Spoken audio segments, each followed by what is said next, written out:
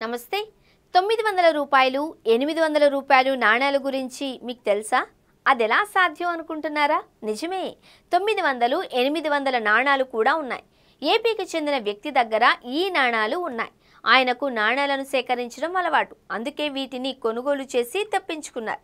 దీంతో అతిపెద్ద అమౌంట్కు నాణాలు కూడా ఉన్నాయా అంటూ చర్చ జరుగుతోంది. దేశంలో తొలిసారి 800 రూపాయలు, 900 రూపాయల నాణేలను విడుదల చేశారట. ఈ విషయం తెలిసి తాను 2 నాణాలను కొనుగోలు చేసి ప్రత్యేకంగా తెప్పించుకున్నట్లు చెబుతున్నారు. శ్రీ పొట్టి శ్రీరాములు, నెల్లూరు జిల్లా అనుమ సముద్రంకు చెందిన మహమ్మద్ నాణేలను సేకరించడం హాబీ. ఈ ఏడాది ముంబై మింట్ జైన్ తీర్థంకరుడు పార్శ్వనాథుడి జయంతిని పురస్కరించుకుని ఈ నాణాలను ముద్రించి విడుదల చేసింది అని మహమ్మద్ చెబుతున్నారు.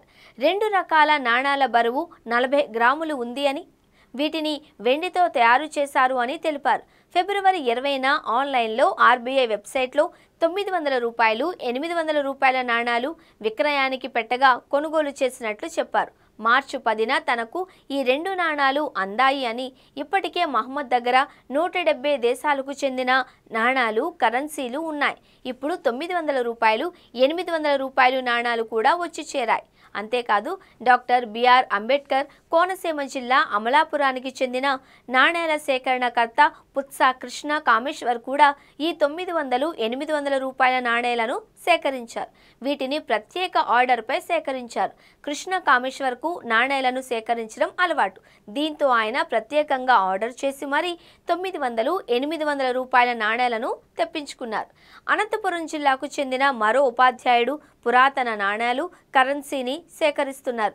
ఉరవకొండ జిల్లా పరిషత్ ఉన్నత పాఠశాలలో నాగభూషణం ఉపాధ్యాయుడు. దివ్యాంగుడైనప్పటికీ చిన్నతనం నుంచే పురాతన నాణాలు, కరెన్సీని సేకరించేవారు. ఆయన ఏకంగా 247 దేశాల పురాతన నాణాలు, కరెన్సీ సేకరించారు. ఆయన చిన్నతనం నుంచి ఇంట్లో తల్లిదండ్రులు ఇచ్చే 10 పైసలు, పావలా నాణాలను జాగ్రత్తగా దాచిపెట్టుకోవడం అలవాటుగా మార్చుకున్నారు. ఇలా ఆయన దేశవ్యాప్తంగా ఎక్కడ పురాతన నాణాలు, కరెన్సీ ఎగ్జిబిషన్, అమ్మకాలు జరిగినా వెళ్లి వాటిని కొనుగోలు చేయడం అలవాటు. నాగభూషణం ఆర్బీఐ విడుదల చేసిన అన్ని సిరీస్ నాణాలు, ప్రింట్ సరిగ్గా లేని కరెన్సీని కూడా కొనుగోలు చేస్తున్నారు. ఆయన తాను పనిచేస్తున్న స్కూల్లో తన దగ్గర ఉన్న పురాతన నాణాలు, కరెన్సీని విద్యార్థుల కోసం ఎన్నోసార్లు ప్రదర్శనగా ఉంచారు.